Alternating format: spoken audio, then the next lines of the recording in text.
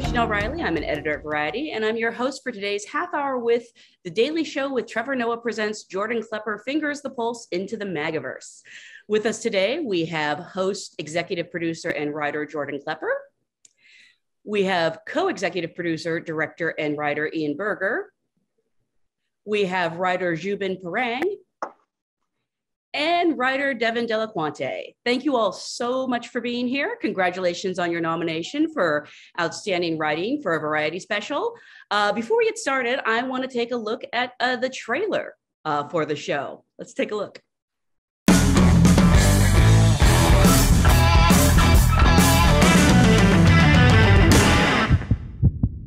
Trump supporters paint a very real portrait of the president, and it's definitely more flattering than any of his official portraits.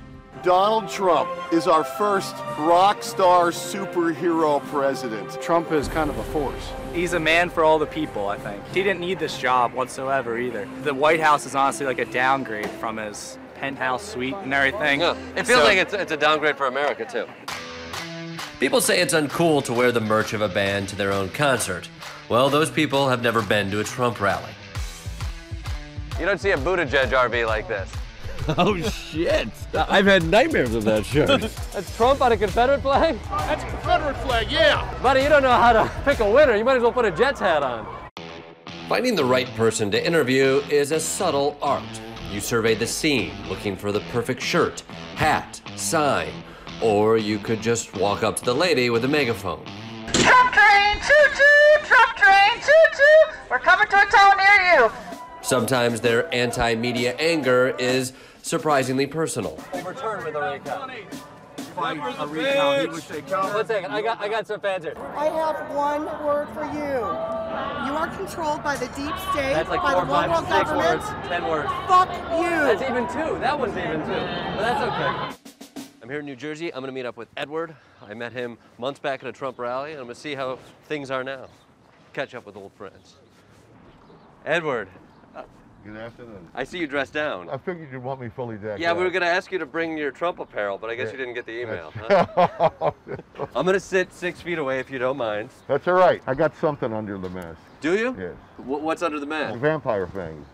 You have vampire fangs?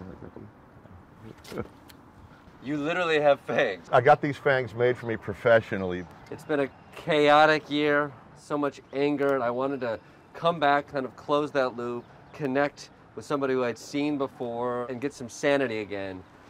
And you showed up with fangs. Hot trailer. Oh, that trailer's coming in hot. I'm sorry. As with always, I don't know whether to laugh or cry, so I'm going to choose to laugh. Obviously, Jordan, you went out on the road talking to Trump supporters, attending rallies. You collected some of the memorable moments, and we have, some new material for Into the MAGAverse. I actually want to go back to the beginning and ask, where did this all begin? Whose idea was it to send you out in the field in a pandemic to talk to people? Was it your idea, or did someone offer you up? Yeah, it was like, put me up to the gods, set me on fire, and hope that Joe Biden wins in 2020. Is that kind of how it played out? Well, I think I'd been doing field pieces, and we had done some Fingers the Pulse for the last election. And then as things got going again, I was doing a television show called Klepper before this. That ended, and I talked with Trevor as the election season started to go, and I wanted to be out there while all of it was going down. To be quite honest, it's so much fun to be out in the field. And I've been doing pieces with Ian Berger for years now, and I love the political universe, going to rallies, going to events. And so we were like, let's get out in the field. I want to go to the rallies. I want to follow the buses. I want to get on the buses. I want to talk to candidates. And we started going out there. Then, of course, COVID hits, the world changes, and we kind of have to adapt. And so at that point, I had already signed the contract. My health insurance was based on getting out there. And so I had to go and talk to these folks while being under both physical attack and also a viral attack. So it was fun. I feel guilty that it's so fun to watch, to be honest, because I know you're all risking your lives. Ian, I'm curious. Obviously, you work on The Daily Show as a consulting field director, but this is a very specific job that you're doing here. What are some of the logistical challenges that you anticipated and some of the ones you didn't? I mean, you're shooting at rallies, you're doing this crowd work. I can't even imagine. Well, it's difficult, and I'm so brave for doing it. As Jordan mentioned, we've worked together for a long time, so we've done kind of rallies and protests in the past. Now, the MAGA ones are different, but as Jordan said, I also felt like I missed it when I left. So we both kind of asked for this punishment. Yeah, a big part of the job is kind of helping us find the comedy, but keeping us safe and finding the right people to talk to. Now, people don't all want to talk to you. People hate the media. So you have to have a little bit of a conversation, and you don't want to talk to people who don't have anything to say or don't believe in what they're saying. So a big part of it is kind of walking around the rally with Jordan and approaching people and saying like, why, basically I just start off with like, how are you doing? Are you enjoying the rally? What are your expectations? And usually from that answer, you can kind of gauge whether they'd be good to interview. Like that's all you need. So that's a big part of the job. Now, when the pandemic hit, it got a lot more difficult. And I mean, Jordan and I had come back to the show to do these kinds of pieces. Then the pandemic hit. And the reason we went back into this world was Trump was the only person having events. Like the rest of the world was kind of logically shut down. And he was like, no, let's all get together. And there were events happening even without him. I think the first piece we did back after the pandemic started was the boat rally. Now, Trump wasn't even there. It was just people who gathered to drive boats and honk their horns and fly their flags.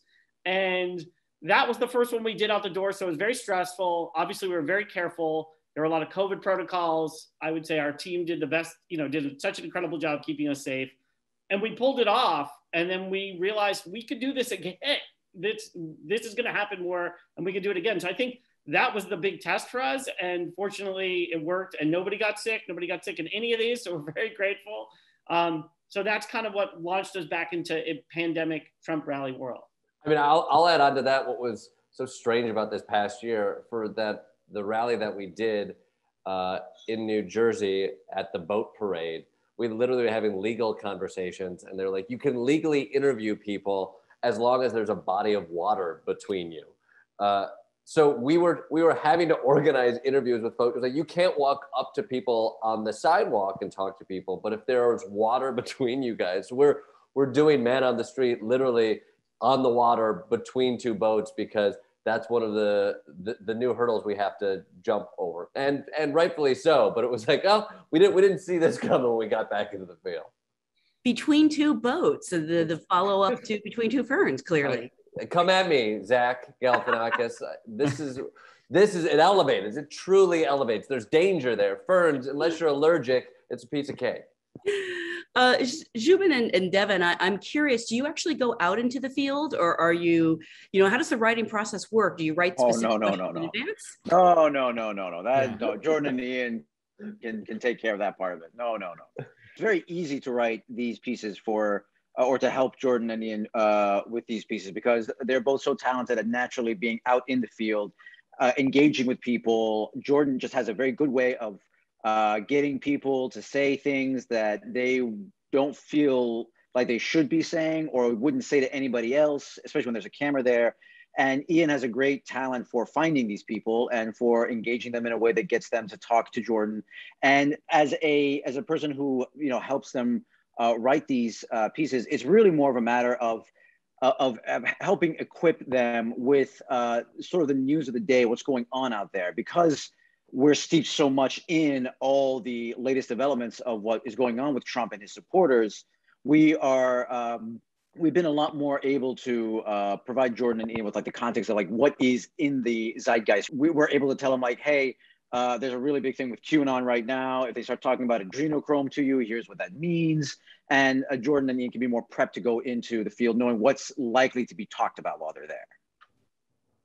It's actually one of the stranger things is not being there, because you do so much prep to equip Jordan with things that they could talk about, or, games you can play while you're there. But then on the day, you're kind of sitting there going, how is this going? What kind of stuff are they getting? And it was even weirder on January 6th, because you're watching on the news as the Capitol is being stormed and people are coming in, and you're like, Klepper's there. So I waited a couple hours and texted him. I was like, hey, are you guys okay? Did everything go all right? And I think they were like, oh, no, we're on the way back now. But it got a little hairy. So it's strange not seeing it in person, but they are brave fellows, and I am very weak, as is Zhubin. So we stay here, you know. Yeah. I would say it's much safer. It's an interesting process from like the writing perspective on the front end of it, because it is, you go out in the field, you never know what you're going to get. So like we have what we call joke meetings beforehand when we know we're going out. And a big part of it is just having these conversations and start talking about like, what are people talking about? What are the arguments that are going on? What do we think about those things? And so we have these calls where we're brainstorming funny avenues, as we often call them, of like ways to go down. We might talk about this. They might be interested here. Maybe these are the ways in which we can combat some of these arguments. They might talk about this. We think this is interesting. So you have a ton of big conversations, and you go in the field with a bunch of notes, pages of jokes and ideas and avenues. And then you get in the field and you realize, oh, those 4 things that you thought were funny and important back in New York are not the case out there in the middle of Pennsylvania. And so you quickly on the fly, like realize we're not talking about this. They're talking about this. How do we think about this? So it's almost like you have kind of a batting practice to begin with, just to kind of talk through a lot of the ideas that you don't know if you'll get out in the field. You've had that debate prep, and then you've rehearsed it in a way, and then Jordan's ready. And then, as he said, sometimes all that goes out the window and they're all fired up about something else, and we got to like switch gears. I have to imagine debate prep must be interesting, because you probably think of like the most craziest scenarios you can, but then you actually get there and real life is even crazier. I think January 6th was definitely the case. We noticed a shift in Trump supporters after the election for obvious reasons. They were no longer happy because they were the winners. They were angry because people were telling them that they were the losers. And so we went to events. We went to an event called the Million MAGA March, their numbers, not ours, a few weeks after the election. And it was angry. It was violent. We had 3 security guards there, and we got chased around in ways that like suddenly we had to adapt to all of that. Cut to January 6th. And yeah, we knew people were going to be angry and upset. It's not until you get there and you see somebody with a pitchfork, or you're there at the Capitol when they push through the fences and climb up, that you're like, well, we didn't expect them to make a run at the Capitol. I didn't think I'd run into an elderly man on a Segway who's driving up to the Capitol to try to overthrow the U.S. government. That's something you don't stumble on in the joke meeting. So at that point, you just talk to the guy and let him do the work. I know you all work on The Daily Show, and it specializes in making being both informative and entertaining, even when you think there's things you can't laugh about anymore. I'm curious for Zhubin and Devin, how do you find that line, between not completely terrifying us, or maybe we should be terrified, but informing us while also making us laugh? I think that the attitude we come into any issue is that there's something to joke about here. That's just, as comedians, we're just naturally given to process things by laughing at them. And so what we try to do whenever we're presented with just a fire hydrant of news in the Trump era was try to process it through the lens of how we feel about it. Don't shy away from subjects that are upsetting or perspectives that are upsetting. Think through why they're offensive, why they're upsetting, and then make jokes that lean into that feeling. And that has gotten us through so many years of tragedy and traumas. And I think that the thing I love about this special is that it allows us to approach Trump from a different way than how we usually do it day to day, which is just reacting to news headlines that he has generated. We can now, with Jordan, go and see the effect of President Trump and his policies and his rhetoric, how they affected the people that supported him. We're so steeped in news and following everything and being up on all of the different things that are going on, whether it was the impeachment or the COVID numbers, throughout the process of the rallies. And we will come in with that point of view, and then we'll always get something. And I remember when I checked in with Jordan after one of the rallies and Ian, and I was like, what was the mood like? And it was the last one before the election. And they said it was really somber. There wasn't the energy that there normally is. They seemed a little kind of resigned to the whole thing, and the poll numbers weren't looking great. And so then immediately after the election, Trump loses, and then all of a sudden they were furious in the march. So it felt like they were going through the stages of grief backwards, that they had started at acceptance and they're just, no, let's go backwards to denial and anger. And now they're just staying at denial and anger. So, it's that kind of thing where you just try to process it with, the comedic tools that we have, and you can't help but, use them as you watch this whole thing. And I think a lot of when journalists will go interview people like flat earthers or whatever, they'll have to bend over backwards to stay objective, because they'll try to keep that point of view. But for us, our goal is to make comedy. So we don't have any obligation to do that. All we have to do is find the funny, and there's a lot of funny to be found. So in a way, it makes our job that much more fun. Well, especially for me and Zhubin, who aren't there. We get all the fun and none of the danger. It's pretty great. That's why both Devin and I strongly supported the Trump re-election, and the third or fourth term possibly too. So it really allows us to really shine as comedians. I voted for Trump like 6 times to do it. It didn't really make a difference, but I actually want to talk about that balance of absurdity, but let's take a look at another clip first. We found filming on the National Mall was a safer, more effective way to get real conversations for a while.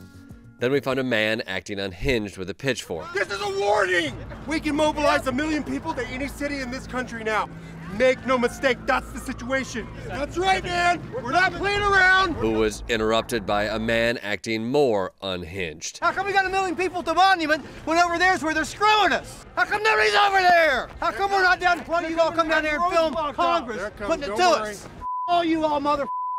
All y'all. The really unhinged guy angered the sort of unhinged guy wielding the pitchfork. I'll speak for myself. Okay, he speaks for himself. Because they shut it down. You are absolutely. It's about to all go down. Okay, Jordan and Ian, both of you, when you're in the field, you have to walk this delicate balance, because you have to interview these people, but at times you can't help but comment on their absurdity or their hypocrisy. At times, how do you do that in the moment without, well, I was going to say putting yourself in danger, but you have put yourself in danger, haven't you? So many things happen in the moment, and you have to, there are a lot of things that just, I think what is magical, eye-opening, and infuriating about a lot of these moments in these pieces happen organically, but they happen organically out of preparation. We've talked about this. We know some of the arguments these folks are going to make, and we also planned how we're going to talk to folks there. The clip that we just saw, we were there for a reason. Ian knew we couldn't get too close to certain areas where people were gathering, because if we bring up a camera, it's a dangerous situation for us. We bring up a camera, they recognize me as that guy who does these videos, and suddenly you have 100 people who are very angry. And so we were very calculated about where we were doing these interviews, talking to people. It comes down to numbers. I can take one guy. If he comes at me, I can totally handle one guy. Me and the 4 security guards. That I can handle. If I'm closer to the hundreds of people over there, decent chance, no. And Ian, he's a brave producer who is definitely always 5 steps behind me whenever danger approaches. So there's a lot of planning to make sure that we are as safe as we possibly can. But I would say, in all honesty, we joke about this. We do feel some of that danger. I think we're also so curious about this. I want to talk to these folks. It's a chaotic moment. January 6th, Washington, D.C., to be there was eye-opening. It was heartbreaking. It was ridiculous. It was so many things. So we're constantly balancing, we want to go talk, we want to engage, but we also have to be safe and thoughtful when we do it. And weirdly, with that clip, we were actually on our way to the Capitol from Trump's event at the White House. Mm-hmm. So we were kind of picking people off on the National Mall, where it was a little bit more sane and crowds were spread out. And as you saw in that clip, that one guy was really mad that the rest of the crowd wasn't on its way to the Capitol. We knew the crowd was going to go there. So our idea was to be there kind of before the crowd arrived, because if we're behind the crowd, then we're 5,000 people away. You can't see anything. And we got there right as the crowd arrived. And it's wild that we kind of understood that you should be there, because this is where their anger and their energy was going to go. And a lot of the Capitol was not prepared for that, which is insane to me. But as you saw in that clip, that one guy, the guy who was angrier than the guy with the pitchfork, he was really mad that the rest of the crowd wasn't making a move yet. Now, sure enough, they did, but that was like an hour before people pushed into the Capitol. And the fact that that guy was ready to go. So yeah, I mean, when we talk to those kinds of people, like if that guy, when he started screaming at us, I said we should put the cameras down because the cameras invite more anger. And then they start performing, and then it's not a performance. So if you just kind of put your cameras down and walk away, usually the kind of moment is diffused. And I would say part of what we wanted to do with this special, we wanted to take some of the moments of the experience we had over the last year, but this experience is really unique as field producers and performers and writers who have done this for years. Like, we saw things we'd never seen before. And so like this special was sort of an opportunity to be like, this is what it actually felt like along the way. Like, you might see that 5-minute clip where you see 10 characters interacting with us, but along the way, this is how people treat us when we walk in and out of spots. This is where we have to shut down stuff because we're getting heckled. Here's some of the anger that we saw on January 6th. This is some of the navigation. So I think what we loved about making this overall special was like, we could show and highlight the experiences we had, but beyond that, we could kind of show what it feels like to be a comedy show who is in the middle of an insurrection trying to find heads or tails about what was going on. I love the behind the scenes look. Like you talk about, you know, how you find people to talk to, the people who will sign the releases. Ian, I'm curious, in all your experience as a consulting field director on The Daily Show, did it really prepare you for this, or was there no way to prepare you for this? Well, yes and no. I mean, I've done so many rallies, and I started at The Daily Show in 2008 and was there for 9 years. So that prepares you, but the anger at January 6th was kind of off the charts. But I think, as Jordan had indicated, we saw it brewing in the few events leading up to that. So I think I tried to mentally prepare myself for January 6th. And honestly, when we first went out the door the morning of January 6th, we usually walk out ready to shoot. Cameras are on, Jordan's mic.